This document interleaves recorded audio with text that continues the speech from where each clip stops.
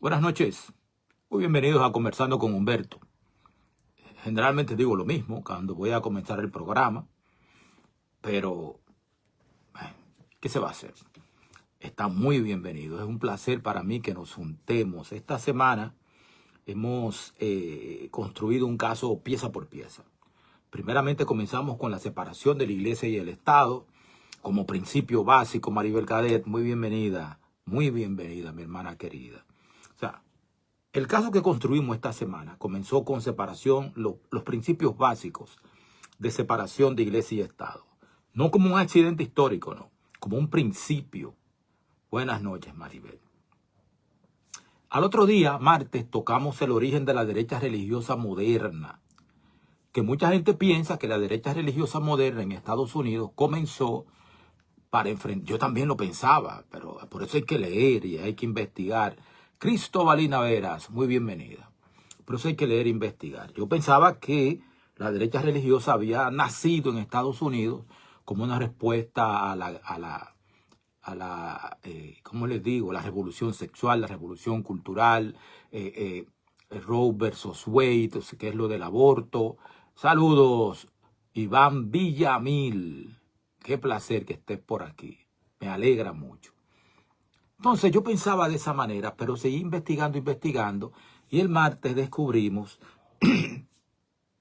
que la derecha americana, la derecha religiosa americana, no nace básicamente como resultado de la revolución sexual, la desconexión de la población con el protestantismo y el cristianismo, sino que una universidad protestante estaba en los Estados Unidos a partir de, también lo expliqué el martes, que la primera desegregación, había segregación cultural en muchísimas partes, pero la primera desegregación la hizo el presidente que sustituyó a Roosevelt, y ese presidente pues ordenó que las Fuerzas Armadas fueran desegregadas, que no siguieran los negros por un lado y los blancos por otro, sino que las unidades iban a estar constituidas de cualquier color que fuera la gente, de cualquier raza. Y eso se hizo. Y luego vino Kennedy, que Kennedy sí comenzó a enviar la Guardia Civil a las escuelas, para que los chicos y las chicas de color pudieran entrar a escuelas que eran solamente para blancos. Entonces, ahí comenzó todo eso, y esa universidad lo que hizo fue que continuó segregando. Y el gobierno norteamericano no le prohibió no segregar, sino, como era una universidad privada, lo que hizo fue que le quitó la exención de impuestos. Y por ahí comenzó la derecha americana. Es importante eso. Anoche nosotros trabajamos el pensamiento crítico como ejercicio frente a la consigna fácil. O sea, ahora mismo la gente no quiere pensar y todas las consignas se pegan. Anoche tratamos el tema desde el río hasta el mar, pero hay muchas cosas más que hay que tratar. Entonces, esta noche vamos con una parte más delicada. ¿Qué pasa cuando una profecía que se escribió hace casi 140 años empieza a cumplirse ante nuestros ojos? No que se vaya a cumplir hoy o mañana, ni pasado mañana, ni en un año. No estamos diciendo eso. Lo que estamos diciendo es que se están dando hitos y situaciones que indican que la profecía se va a cumplir ya. Y es interesante que la profecía que se cumple frente a nuestros ojos, y lo hace en parte a través de personas que niegan que esa profeta tenga ninguna autoridad. Y ese es el tema que vamos a tener esta noche. Y como no he orado, ustedes me van a permitir orar, por favor. Señor y Dios, aquí estoy nuevamente delante de tu presencia con mis amigos que están conectados. Bendícenos con tu presencia y con tu dirección, y perdóname que soy pecador, en el nombre de Jesucristo. Amén. Bien, ¿cuál es la secuencia, White? A mí me interesa mucho esto. ¿Cuál es la secuencia, White? El gran conflicto en ese libro, Elena G. de White no pone fecha para nada. habla de 2300 días, de 1844, pero no, después de 1844 en adelante no pone ninguna fecha. Lo que ella describe es una secuencia de carácter institucional. Te va describiendo hitos que van a suceder, que pueden ser identificados paso por paso, en tiempo real, sin necesidad de esperar a que se complete, sino que van sucediendo. Lo primero es la pérdida de Hildelice Romero. Muy bienvenida, buenas noches. Lo primero es la pérdida del poder persuasivo de las iglesias, de la iglesia cristiana, en sentido general, de la religión cristiana. Perdió poder persuasivo.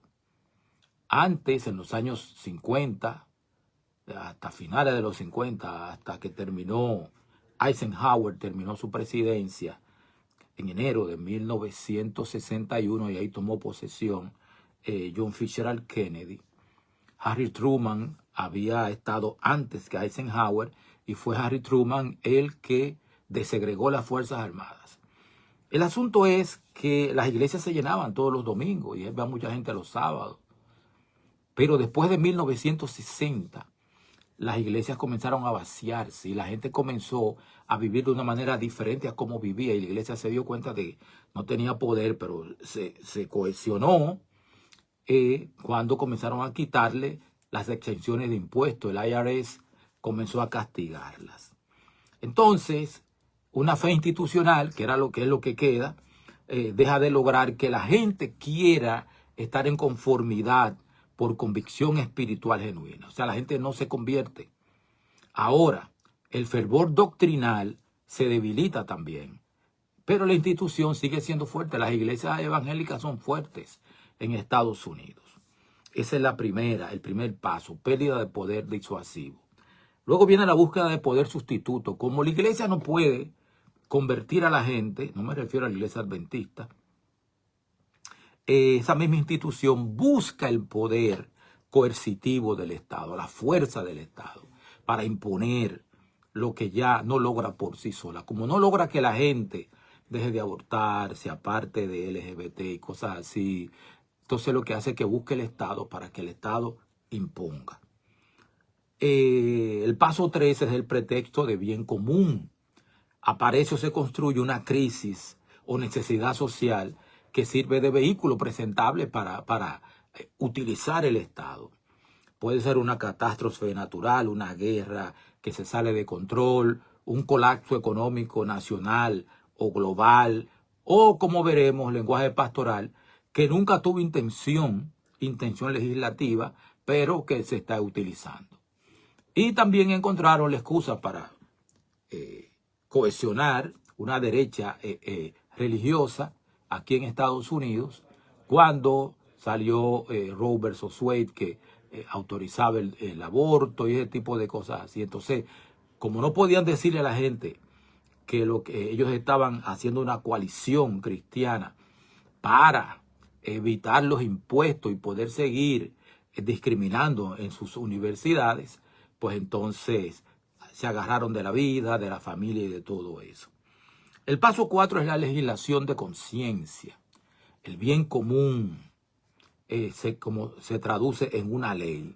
Como es bueno para todos, que todos seamos cristianos, que vivamos como cristianos. Entonces lo que empezó como una invitación espiritual se convierte en una norma civil. El Estado comienza a utilizar su fuerza, su poder para imponer. Y el domingo va a ser prueba de lealtad nacional. Y por último, el paso 5, la pérdida del freno propio. Una vez aceptado al principio de que la iglesia necesita utilizar al Estado, entonces la lógica coercitiva o de fuerza no se autolimita. A partir de ahí comienzan a imponer a todo lo que da, todo lo que piensan. Entonces, nosotros no estamos prediciendo el futuro. Yo no estoy haciendo eso. Sino estamos identificando en qué pasos de la secuencia nos encontramos ya hoy. Entonces, ¿cuáles son las falacias que están preparando el terreno? ¿Cuáles son las falacias que están preparando el terreno? La primera falacia es que una nación cristiana, por tanto, las leyes tienen que ser cristianas. Eso me recuerda a los países islámicos donde se aplica la Sharia, la ley islámica, es obligatoria. Y las mujeres tienen que andar que nada más se le ven los ojos, todo tapada de negro, de otro color. Otra cosa también, salta de un hecho cultural. Todos somos en su mayoría, la mayoría histórica y cristiana, a una conclusión legal. Como esto es un país cristiano, aquí el Estado debe legislar conforme a la fe cristiana, solamente. Todo lo demás quedan fuera, budistas, islamistas y ateos, todo el mundo queda fuera. O sea, que la mayoría profese algo no se convierte ese algo en mandato civil legítimo. Segundo, separación es igual a persecución a la fe. Hay mucha gente que está diciendo que mantener la separación de la iglesia y del Estado es perseguir a la fe cristiana. Y eso no es así, no es así. Defender la separación de iglesia y Estado se presenta como ataque a la religión. Cuando históricamente lo que hace la separación de la iglesia y el Estado es proteger a todas las conciencias, a todo el mundo, no importa lo que usted crea o que usted no crea nada. La libertad religiosa, la separación de iglesia y Estado, lo protege a usted, lo protege completamente. Entonces, es una falsa equivalencia. El Estado no impone, si el Estado no impone mi fe, entonces el Estado está persiguiendo mi fe. Y eso es falso de toda falsedad. La falacia 3. El descanso dominical como bien común neutral. O sea, presenta una ley dominical como medida social, descanso, familia, salud, relajarnos, todo, ocultando que el efecto estructural es uniformar la conciencia religiosa bajo un solo día, como hizo Constantino en el 323, que ordenó que todo el mundo descansara en domingo, en el día del sol, en el día del sol. Había que descansar, que Sunday quiere decir domingo, día del sol. Y también la crisis nacional exige medidas excepcionales. Lo más peligroso es esto porque no necesita mentir sobre nada, solo esperar una catástrofe, una guerra desbocada, un colapso económico. El miedo colectivo lo que busca es certeza, quita todo lo que no sea igual y uniforma a todo el mundo. Y la certeza, religioso-civil ofrecida desde el poder se presenta como ancla en medio del caos. La crisis no crea la disposición a la coerción, lo que hace es que la revela y le da ocasión de manifestarse con apoyo popular. Todo el mundo va a estar, prácticamente todo el mundo va a estar de acuerdo con todo lo que se diga. Claro, hay un grupo, entre los cuales estamos nosotros, que no va a hacer eso. Un ministro dijo que esa separación de iglesia y Estado es un plan que quiere el diablo literalmente. Así dijo. Bueno, pero aquí yo le digo, ministro, yo estoy en desacuerdo con eso que ese ministro, quien quiera que sea, dijo. Totalmente en desacuerdo. Pero la gente tiene derecho a tener una opinión.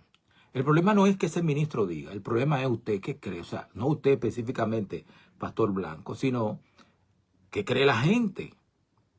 Por eso ayer yo me atreví a hablar acerca de lo que hablamos anoche, o sea, del pensamiento crítico.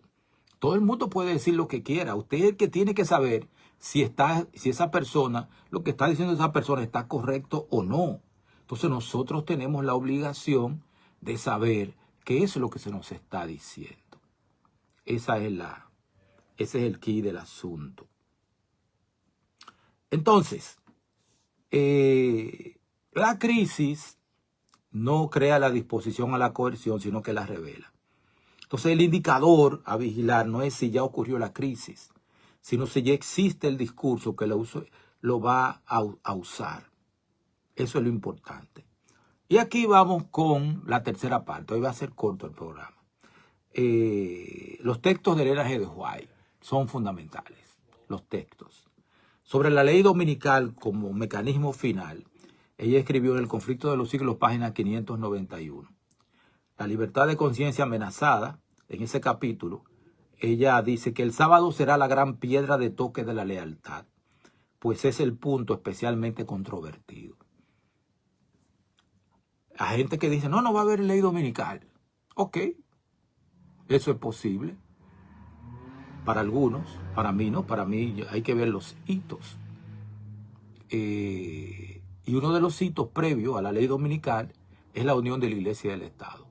Y ustedes recordarán que el mes pasado, el presidente de la Comisión de Libertad Religiosa, que estableció el presidente Trump el año pasado, dijo que la separación de la Iglesia y del Estado era una gran mentira, contradiciendo directamente lo que dice Jesucristo, mi reino no es de este mundo, y contradiciendo directamente lo que dice el hermano White. O sea, ese ministro que dijo que la separación de la Iglesia y del Estado es un plan que quiere el diablo, está en contra de la Biblia, en contra del espíritu de profecía. Yo no soy dirigente de la iglesia. Y hay gente que dice que la prueba final no va a ser sobre el sábado.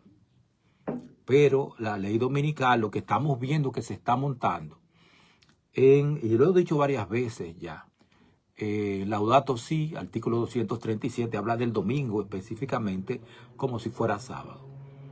El proyecto 2025 también habla del domingo como si fuera sábado, que hay que respetar el domingo y que hay que cesar de trabajar en domingo. Eso está ahí escrito. O sea que estamos viendo indicadores que nos dicen por dónde van los tiros. Entonces, ella dice también en el Conflicto de los Siglos, página 590, decretarán que todos los hombres se conformen a las costumbres de la iglesia y observen el falso día de reposo. Todos los que se nieguen a someterse serán castigados por la autoridad civil. O sea, no es la doctrina del domingo lo que ella señala como problema. Es el método de imponerla por la ley civil. Es para allá que vamos. O sea, la gente puede decir lo que quiera, puede interpretar como quiera. Incluso puede negar que el linaje de White haya sido profeta. Todo eso lo pueden decir. Ahora, cuando nosotros entramos a los hechos, nos damos cuenta de que lo que ella dijo se está cumpliendo.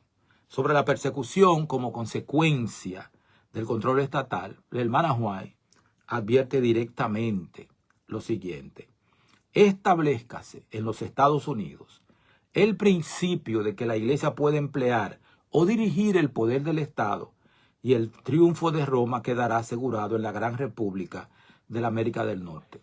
Conflicto de los Siglos, página 553. O sea, su razonamiento no es anticatólico en el sentido sectario, sino estructural.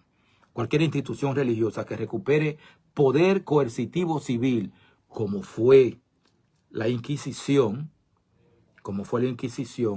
volvería a las andadas siempre que se le presentase la oportunidad. Yo vi una película argentina hace mucho tiempo,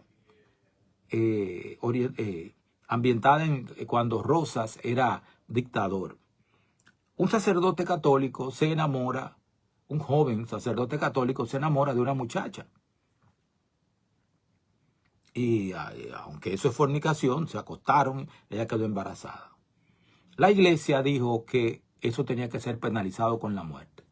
Y Rosas, que se llevaba de lo que la iglesia católica le decía, ordenó el fusilamiento de la pareja, la muchacha embarazada y el sacerdote, el joven sacerdote, y lo fusilaron. Lo ideal hubiese sido: cásense, salgan de eso. Se casan, tienen sus hijos, hacen su familia y no se sacerdote nada, se fue a trabajar y a trabajar con su mujer. Pero lo que hicieron fue que los fusilaron. Y eso no fue hace 500 años. Eso fue finales de los 1800, principios de los 1900 en Argentina. Entonces, el conflicto inminente, página 49. Cualquier institución religiosa que recupere poder civil coercitivo volvería a las andadas si se les presentase la oportunidad. El poder coercitivo, una vez aceptado como herramienta legítima, no se autolimita. O sea, van a perseguir a todo el mundo. Otra de las cosas que la hermana White dice es sobre legislar la conciencia religiosa. Estamos leyendo en el Comentario Bíblico Adventista, página 988. Cuando nuestra nación promulgue leyes en sus concilios legislativos para comprometer la conciencia de los hombres en cuanto a sus privilegios religiosos, imponiendo la observancia del domingo y usando un poder opresivo contra los que guardan el día de reposo del séptimo día, la ley de Dios será sin duda invalidada en nuestro país y a la apostasía nacional seguirá la ruina de la nación. Entonces, Elena G. White no describe esto como una posibilidad lejana, sino como la consecuencia predecible del proceso legislativo. El hermano White también escribió sobre la libertad religiosa como condición de la identidad nacional estadounidense. Review and Herald, del 2 de mayo de 1893. El pueblo de los Estados Unidos ha sido un pueblo favorecido, pero cuando restrinjan la libertad religiosa, renuncien al protestantismo y apoyen a la Iglesia Popular, la medida de su culpa se habrá completado y en los libros del cielo se registrará apostasía nacional. O sea, aquí no funciona el protestantismo como etiqueta confesional, sino como código para el principio de libertad de conciencia que distinguió al sistema norteamericano, estadounidense. O sea, esto es fundamental saberlo. Y hay un precedente discursivo, artículo 237 de Laudato Si, una encíclica del Papa Francisco de 2015, en su sección sobre signos sacramentales y descanso celebrativo, describe el domingo como día que se ofrece como día de la sanación de las relaciones del ser humano con Dios, consigo mismo, con los demás y con el mundo. O sea, nosotros estamos viendo evidencia por todos los lados de que la cosa está caminando y sin embargo decidimos mirar para otro lado, influenciados por tendencias políticas, influenciados por sentirnos progresistas, influenciados por ser populares. Pero la realidad es esta. Entonces, ¿cuál es la línea de tiempo? La secuencia que ya está en marcha. Hay 4 hitos documentados. 4. El video de Tony Palmer, 1 y 3. El obispo anglo carismático Tony Palmer, amigo personal del Papa Francisco, grabó con su teléfono un mensaje papal de unidad dirigido a una conferencia de líderes pentecostales en Texas, organizada por Kenneth Copeland, uno de los grandes evangelistas evangélicos de los Estados Unidos. Palmer mismo declaró ante esos líderes que la protesta terminó, o sea que ya no había protesta, que lo que Lutero había comenzado ya había terminado. Entonces el episodio ilustra una identidad protestante que pierde su razón doctrinal de ser por la vía de la reconciliación afectiva, no de la resolución teológica de las diferencias que originaron la separación. Laudato Si, como ya dijimos, presenta el domingo como restauración ecológica y social, un lenguaje pastoral sin intención legislativa, pero que queda disponible como precedente moral del bien común. En enero del 2026, la Heritage Foundation escribió Saving America by Saving the Family. Entonces, es un documento de política pública, una extensión del proyecto 2025 del cual hablamos, que llama a restaurar las leyes azules, o sea, leyes dominicales, llama a restaurar y establecer un día uniforme de descanso, los domingos, justificado en términos de natalidad, salud mental y cohesión social, cohesión familiar. O sea, es un lenguaje secular, pero el propósito es estructuralmente religioso. La división norteamericana de los adventistas del séptimo día respondió esto.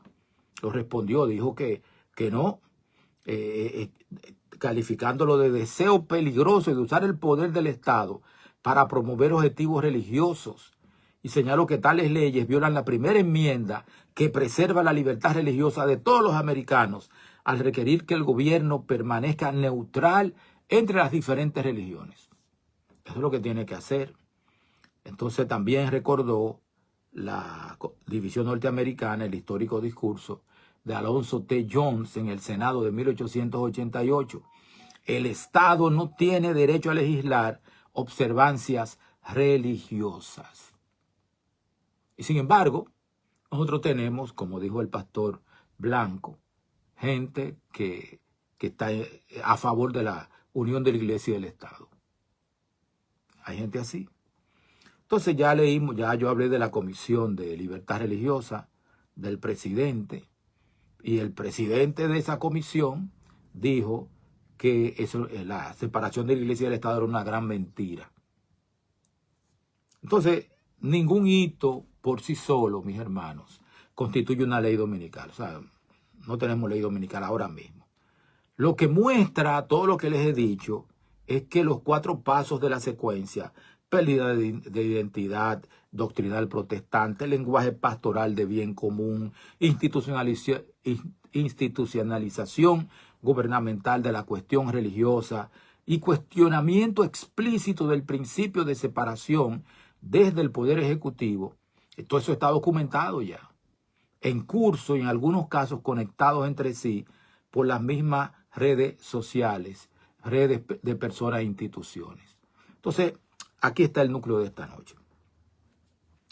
La gente que niega la inspiración de Elena G. White, que dijo que iban a matar la separación de iglesia y del Estado, gente que niega la inspiración de Elena G. White, dice que no fue profetisa, pero al mismo tiempo está promoviendo activamente la unión de la iglesia y el Estado.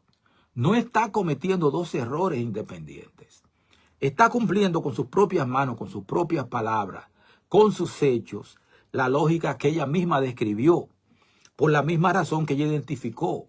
Cuando una fe pierde confianza en su propio poder de persuasión, de disuasión, busca el poder del Estado para suplir esa pérdida. Entonces, los que dicen que Elena G. White no fue profetisa, pero al mismo tiempo están a favor de la unión de la iglesia y del Estado, están cumpliendo la profecía o promoviendo el cumplimiento de la profecía que Elena G. White señaló.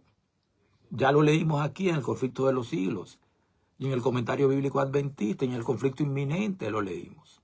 Todo lo que ella dijo. Entonces, cuando dicen la unión de la iglesia y el Estado es buena, es saludable, están cumpliendo lo que Elena G. White dijo que iba a suceder. La profecía apocalíptica no necesita testigos creyentes para cumplirse. Eso es lo que la distingue de la profecía condicional. Pero el modo en que se cumple la profecía expone algo que no depende de la creencia del creyente, expone su carácter. Entonces el carácter de la gente que dice que hay que unir la iglesia y el Estado se está demostrando en esto. Entonces aquí yo no estoy juzgando la sinceridad de quien argumenta a favor de la unión de la iglesia y el Estado, porque puede que esté genuinamente convencido. Y la convicción genuina no convierte un argumento falaz o falso en verdad, ni un mecanismo coercitivo en bien.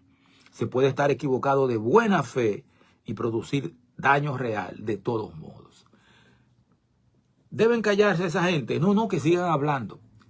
El problema no es lo que esa gente dice, el problema es usted, en qué pie usted está parado. ¿Usted qué cree? Entonces, yo tengo una pregunta para usted. Una pregunta breve, sencilla. ¿Estoy yo, en mi propia conciencia, dispuesto a aceptar coerción civil sobre la fe, la mía o la de mi vecino, con tal de obtener orden o validación cultural? O sea, usted está dispuesto a que le impongan ley dominical. ¿Qué usted va a hacer cuando se dictamina la unión de la iglesia y del Estado y ese proceso comience, que va a terminar en ley dominical? ¿Usted está dispuesto? ¿Su propia conciencia está dispuesta a aceptar coerción civil sobre la fe? ¿Que le impongan un criterio, una doctrina, un concepto antibíblico? Entonces, porque ahí en esa disposición está el mismo corazón que la profecía describió. Si usted está dispuesto a que sí, usted está mostrando su carácter. Si usted dice que no, a pesar de las consecuencias, usted también está mostrando cuál es su carácter. Así que yo espero que nosotros analicemos este tema bien, muy bien, y que alertemos a nuestros hermanos. Muchas gracias por estar aquí. Aquí termina este tema. Que Dios les bendiga.